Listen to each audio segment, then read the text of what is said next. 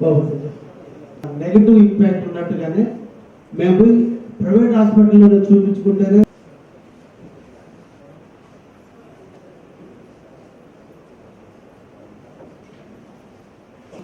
ప్రతిష్టాత్మకంగా తీసుకుని ఈరోజు అంగన్వాడీ కేంద్రాలను ఏర్పాటు చేస్తున్న విషయం అందరికీ.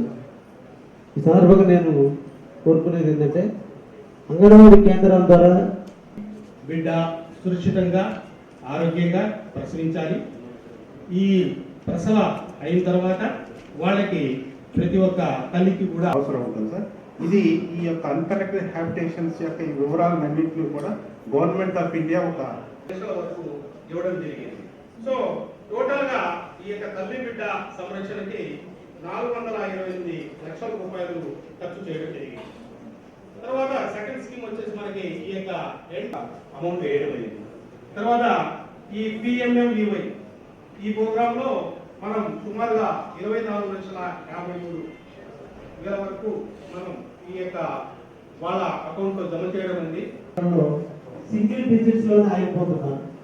ఈ అంగన్వాడీ వర్కర్స్ కానీ హెల్పర్స్ కానీ వీళ్ళు ఇంకా కూడా మోటివేట్ చేయాలి. మీరు తల్లిదండ్రులకు 6 నెలల నుంచి 72 నెలల వరకు ఏమేమి ఇస్తామని తెలియజేసి దీనివల్ల ఇన్స్పైర్ అయ్యి ఎక్కువ మంది దీన్ని సందర్శించి దీంట్లో జాయిన్ అయ్యడానికి అవకాశం ఉంటుంది. అదేవిధంగా వాళ్ళకి 5,000 రూపాయలు ఇవ్వడం జరుగుతుంది. రెండవ బిడ్డ గర్ల్ చైల్డ్ అయితే తప్పకుండా వాళ్ళ యొక్క అకౌంట్ లో 6,000 రూపాయలు జమ చేయబడుతుంది కేంద్ర ప్రభుత్వం ద్వారా. దాంట్లో ఇప్పుడు మా ఎంపీ గారి అధ్యక్షతన జరిగే ప్రోగ్రామ్ విషయం కూడా మాకు ఇంటిమేట్ చేయకపోతే ఇది ఎంతవరకు కరెక్ట్ అనే విషయాన్ని మీ దృష్టికి తీసుకొస్తున్నాను. లాస్ట్ మంత్ 14th జరిగే కంటెంట్ మాకు తెలియజేశారు డిఆర్ఓ గారు. ఈ రోజు ఉండే ప్రోగ్రామ్ ఓన్లీ మా పిఎల్కి చెప్పారు, అది వాట్సాప్లో. ఒక ఎమ్మెల్యేలకి ఒక మా ఎంపీ అధ్యక్షత జరిగే ప్రోగ్రాం ఎమ్మెల్యేలకు కూడా కనీసం ఇంటిమేట్ చేసే పరిస్థితి కూడా లేకుండా మీరు రండి అని చెప్పడం గౌరవం కాదేమో అనేది నా అభిప్రాయం అండి.